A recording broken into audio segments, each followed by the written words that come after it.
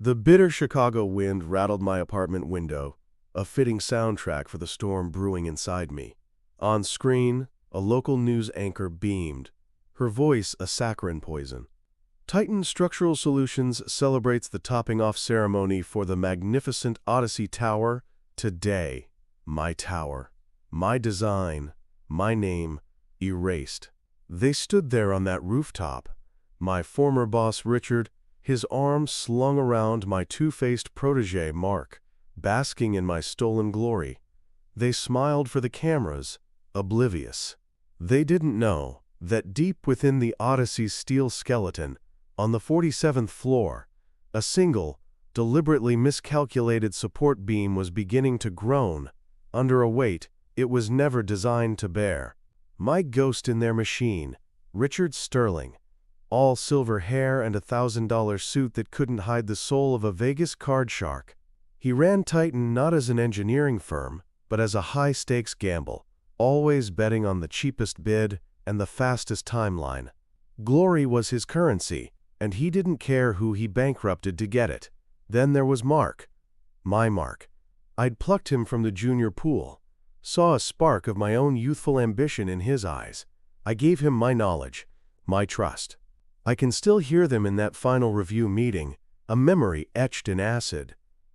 "It's over-engineered, Arthur," Richard had sneered, slashing a red pen across my blueprints. "Too cautious. We need to be bold. More efficient." I argued for structural integrity, for the safety margins I'd built in over 30 years of experience. Mark, silent until then, just nodded at Richard. "The simulations hold up," he'd said, not even looking at me. "It's the leaner, smarter play." They wanted lean, they wanted smart, so I gave it to them, a single, critical point of failure, disguised as the very efficiency they craved. Their ambition was the perfect camouflage for my revenge. The Odyssey Tower wasn't just a job, it was my Sistine Chapel. It began 5 years ago on a cocktail napkin in a greasy spoon diner, a revolutionary design for a super-slender tower that could dance with the brutal Chicago winds. A legacy. I brought the sketches to Richard, my hands shaking with excitement. He saw only risks. "It's a monster, Arthur, the materials alone." He'd trailed off, already dismissing it. But I persisted. For 2 years I refined it on my own time. That's when I found Mark. He was just a junior engineer, but he had a fire. His father was an ironworker, he told me, a man who respected the physics of steel. He spoke my language. I saw a successor. I brought him into the sanctum, showed him my private files for the Odyssey. "This," I told him, tracing the elegant curve of the spire, "this is how you build something that lasts forever." He was my shadow for the next year. We solved the wind shear problem together over late-night pizzas. He'd look at the complex load calculations, his eyes wide. "It's perfect, Arthur. It's an honor to even see this." Honor. He used that word a lot back then. The change was subtle. He started wearing sharper suits, echoing Richard's empty corporate jargon. He'd talk about optimizing stakeholder value instead of ensuring public safety. He began having lunches with Richard that I wasn't invited to. I told myself it was just ambition. I was a fool. The day Richard finally greenlit the project, he called us both into his office. He didn't look at me. "Mark has presented a revised budget," he said, sliding a folder across the desk. "A more streamlined approach. He'll be taking the lead. You'll be a senior consultant." I didn't look at the folder. I looked at Mark. "You went behind my back?" He finally lifted his gaze, and the earnest protégé was gone. In his place was a cold stranger. "It's just business, Arthur," he said, the words smooth and practiced.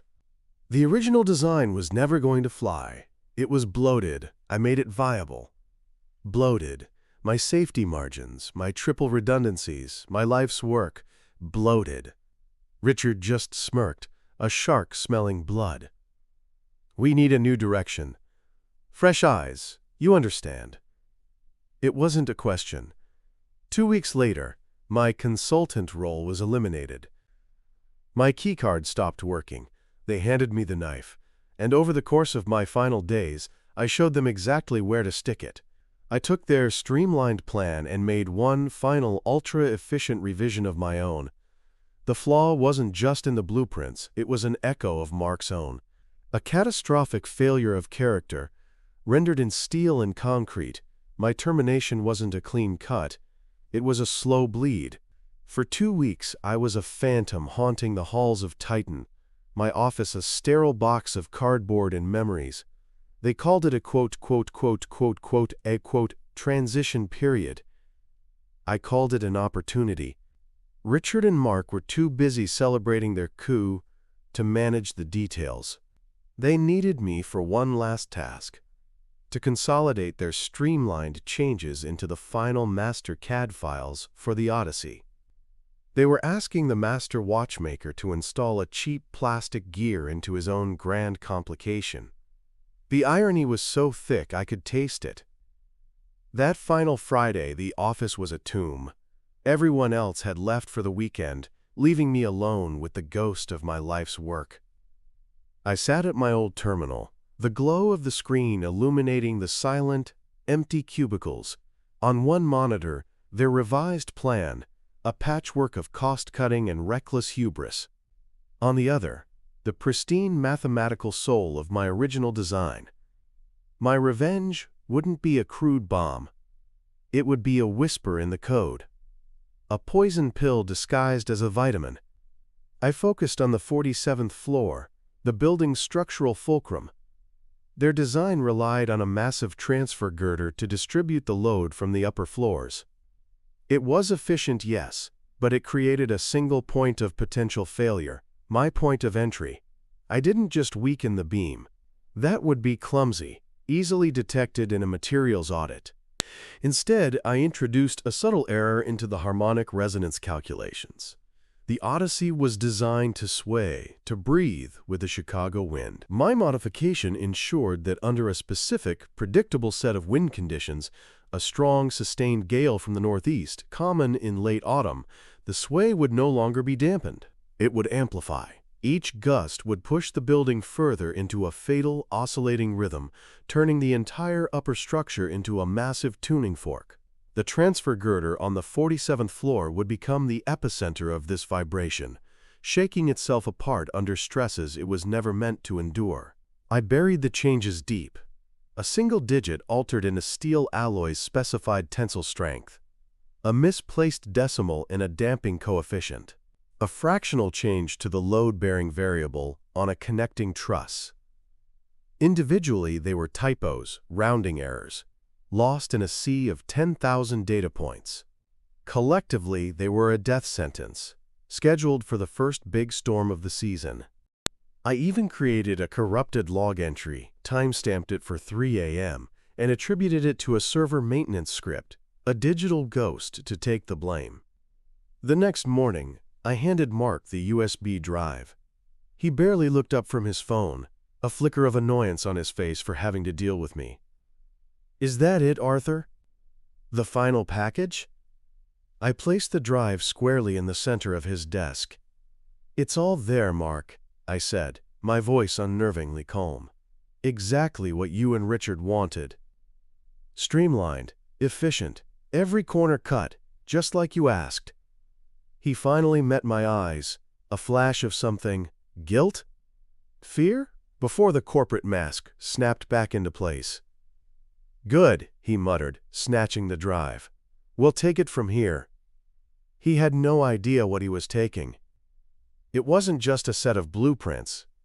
It was a time bomb. And I, its creator, was now free to walk away and simply wait for the wind to blow. The months that followed were a study in quiet discipline. I didn't flee Chicago. I didn't drink myself into a stupor. I stayed, a predator watching its trap from a safe distance.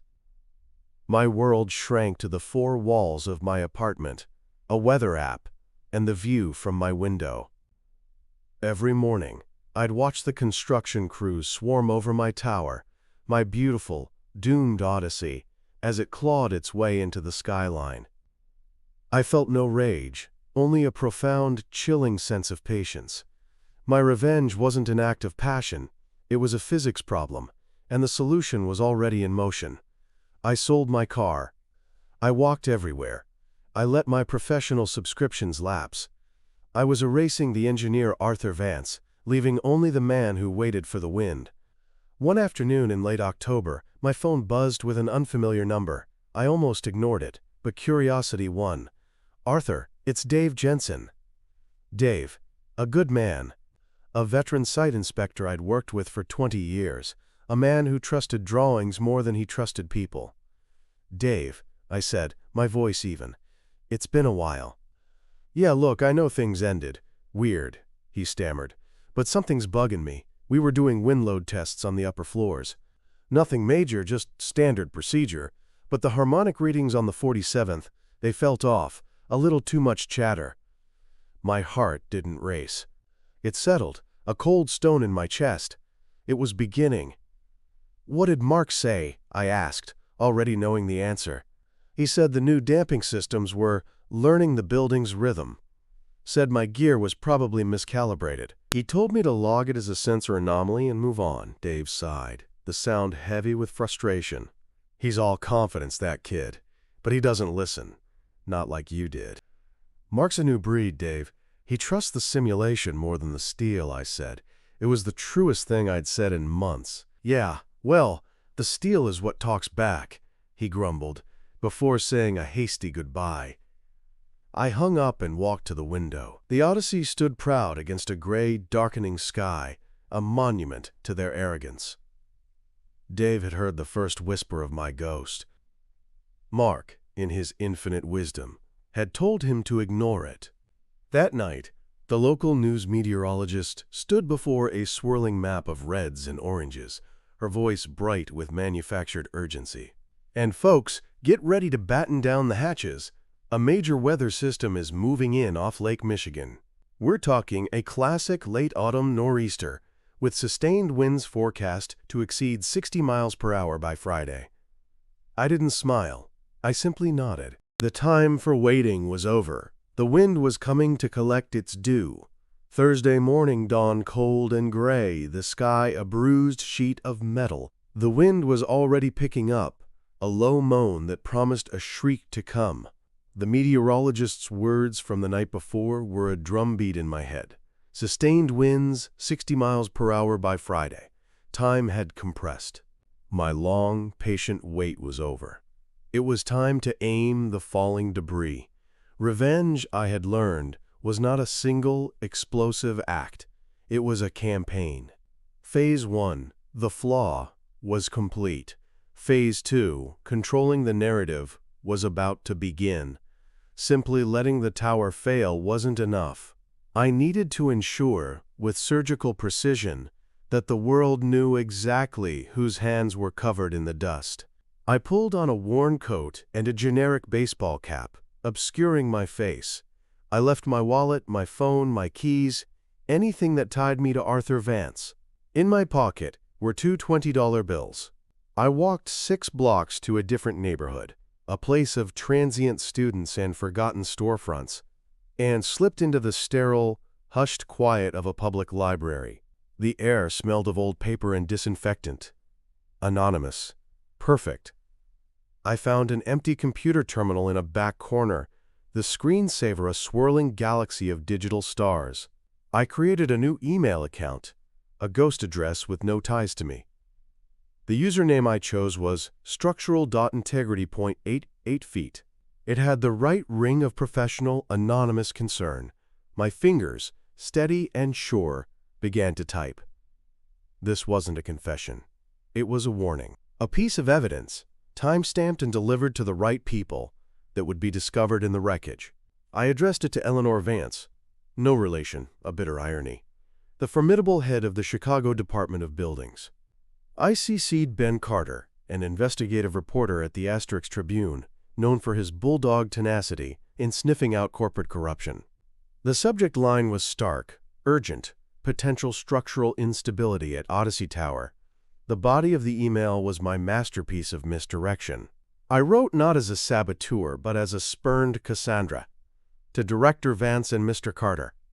I write to you anonymously out of concern for my professional safety. I am a former senior engineer at Titan Structural Solutions, who was intimately involved in the initial design of the Odyssey Tower. DOS. My employment was terminated after I raised strenuous objections to a series of last-minute, cost-cutting revisions to the tower's core structural plans.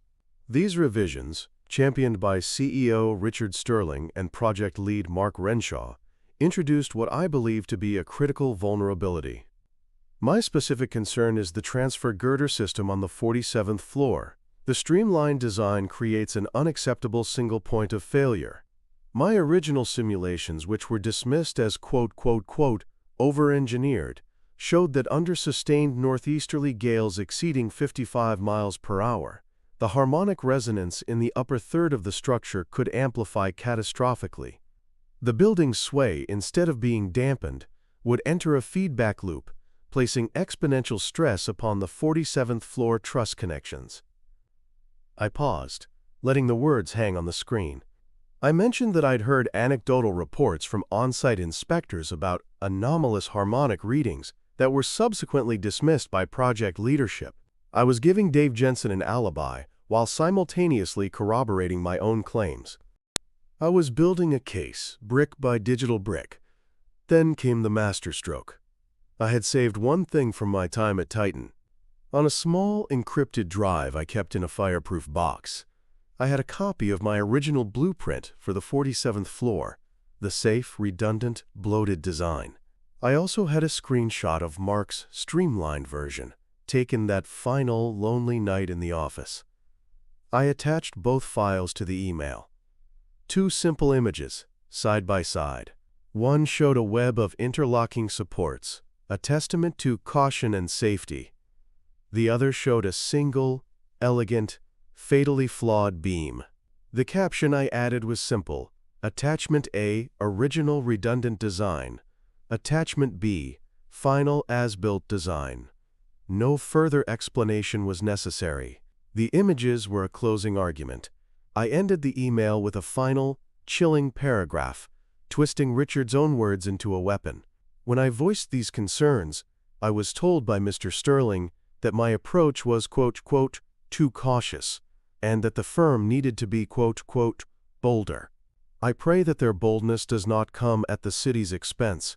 With the impending storm, I felt it was my ethical obligation to forward this information. Please, look at the designs. The math does not lie.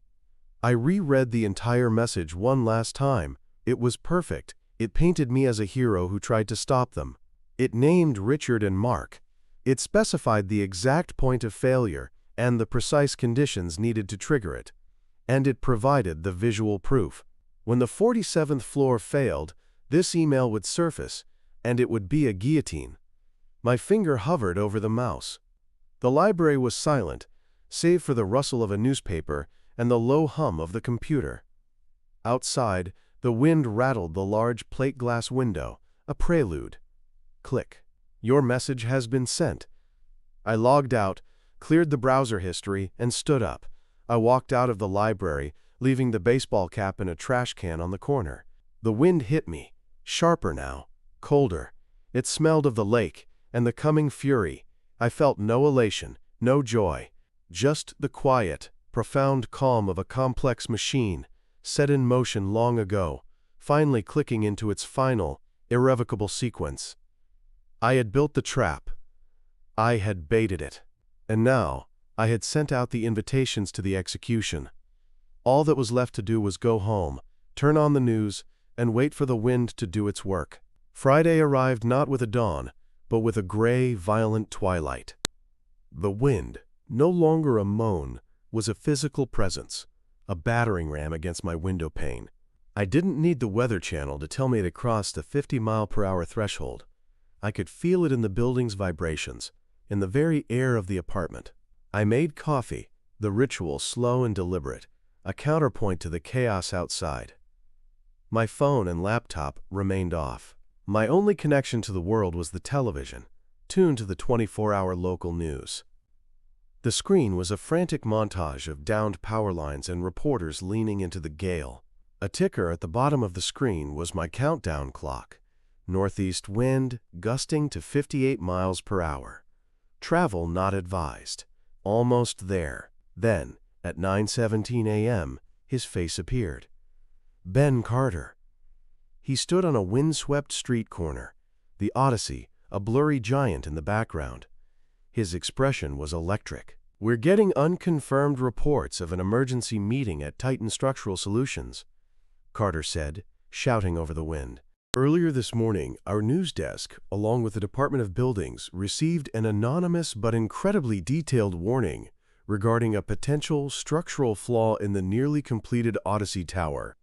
I leaned forward, my coffee forgotten. It was happening faster than I'd anticipated. Carter continued. The source, claiming to be a former engineer, alleged that last-minute design changes have made the tower vulnerable under these exact storm conditions. The camera panned to the entrance of Titan's headquarters. Richard Sterling was trying to get into a black town car, his silver hair a mess, his face pale and furious. He shoved a microphone away, shouting something lost to the wind before the car door slammed shut. Then they cut to a shaky, earlier shot of Mark, my protégé. He looked haggard, his sharp suit rumpled, his eyes wide with a terror he couldn't conceal. He wasn't the cold executive from my office. He was a scared kid who'd been caught cheating on a final exam where the stakes were $1 billion skyscraper. "The building is perfectly safe," he stammered, his voice thin and reedy. "Our simulations are state-of-the-art. These are baseless accusations." He practically ran from the camera. 9 simulations. The word hung in the air.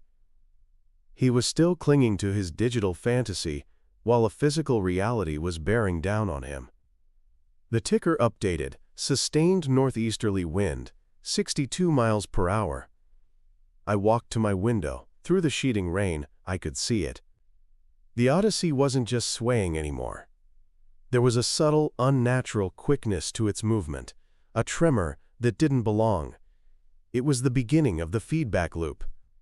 The harmonic resonance I had so carefully coded into its DNA was waking up. I turned back to the TV. The station had a helicopter shot, likely from earlier that morning before the winds became too severe, now on a repeating loop. But then, the feed switched to a live camera, positioned on a neighboring rooftop, zoomed in tight on the midsection of the tower. "We're keeping our camera on the Odyssey Tower," the anchorwoman's voice said, now stripped of its usual cheer, tight with tension, following the alarming tip we received. The wind on the broadcast audio was a deafening roar. For a full minute nothing happened. The tower swayed, a massive metronome ticking off its final seconds. And then I heard it, a low-frequency groan that vibrated through my own television speakers. It was a sound I knew intimately from my calculations. The sound of steel being pushed beyond its elastic limit. On screen, a visible ripple went through the tower, as if a giant had flicked it with a finger. It started around the 47th floor. A single glass panel on the curtain wall crazed, then exploded outward, a glittering puff of dust and shards vanishing into the gale. Then, another. The reporter's voice cracked. Something is happening. We are seeing what appears to be debris falling from the middle of the tower." The camera operator, fighting the wind, zoomed in tighter. A long, dark line appeared on the facade. A stress fracture, racing up the building from the 47th floor like a bolt of black lightning. The deep, grinding groan intensified, a chorus of 1,000 tons of steel screaming in unison. The trap had sprung.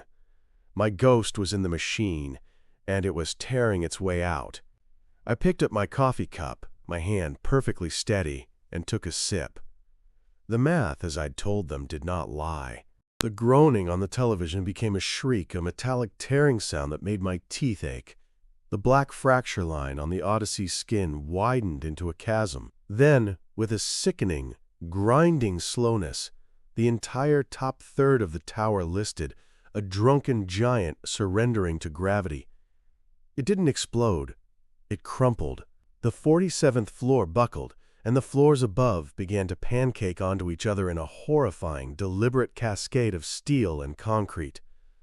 The network cut to a split screen. On one side, the dying tower. On the other, a pale Ben Carter holding up a printout. "We are looking at a catastrophic structural failure," he announced, his voice tight with controlled fury. "This is the design our source sent us, the one Titan called bloated and too cautious." He held up my original blueprint. "And this," he switched papers, showing Mark's streamlined version, "is the design they built. The city is now calling it criminally negligent." They flashed to Mark's face again, captured by a news camera moments before. The arrogance was gone, replaced by a slack-jawed, hollow-eyed vacancy. He looked like a man who had just witnessed his own soul leave his body. Below him, a chyron blazed in stark white letters. Mark Renshaw, project lead, taken into custody. Richard was nowhere to be seen, already a ghost himself, but his legacy was there, collapsing in real time for the world to see. I lowered my coffee cup, the ceramic cool against my fingers. I felt no joy. This wasn't a celebration, it was a correction. A brutal, necessary balancing of an equation they had tried to rig. They had called safety a liability and experience a weakness. They worshipped at the altar of efficiency, and I had shown them its true cost. The Odyssey wasn't my only creation. My masterpiece was this moment. The perfect, undeniable alignment of their greed, their downfall, and the unyielding laws of physics. They hadn't just been fired. They had been erased, their names forever etched onto the most expensive tombstone in Chicago history. And I, its architect, would never be known. That was the purest victory of all. So I've got to ask you all, was what I did a justified act of revenge? Or did I cross a moral line by deliberately sabotaging the project? Let me know in the comments if you think I was in the right or if I went too far.